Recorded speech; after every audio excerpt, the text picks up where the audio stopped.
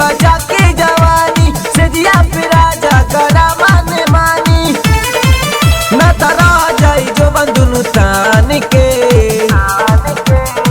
चढ़ल जवानी बर्दाश्त नहीं होला चढ़ल जवानी बर्दाश्त नहीं होला पिला चा छन्नी से छान के चढ़ल जवानी बर्दाश्त नहीं होला पिला चा छन्नी से छान के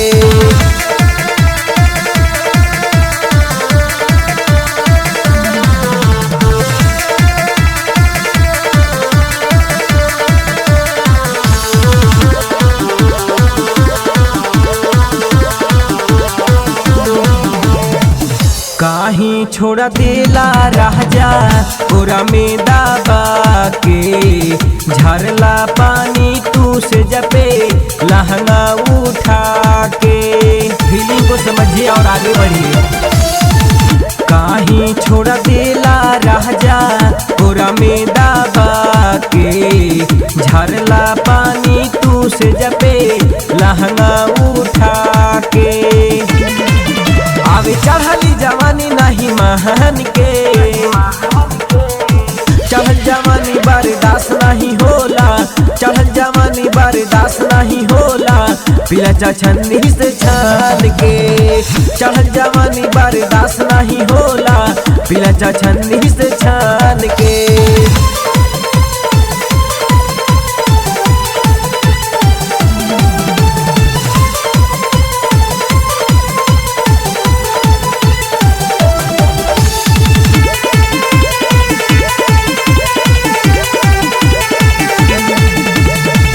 काबो सरी कौला नहीं कामर से साड़ी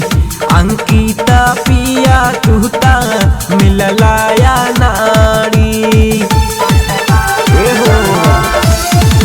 काबो सरी कौला नहीं कामर से साड़ी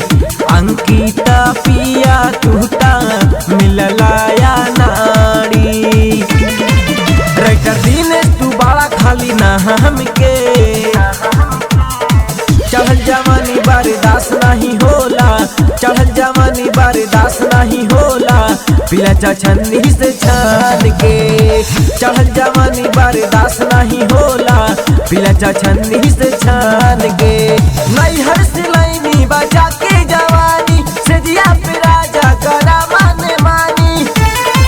न तरा जाई जो बंधुनु तान के चढ़ल जवानी बर्दाश्त नहीं होला चढ़ल जवानी बर्दाश्त नहीं होला पिला चा छन्नी से छान के चढ़ल जवानी बर्दाश्त नहीं होला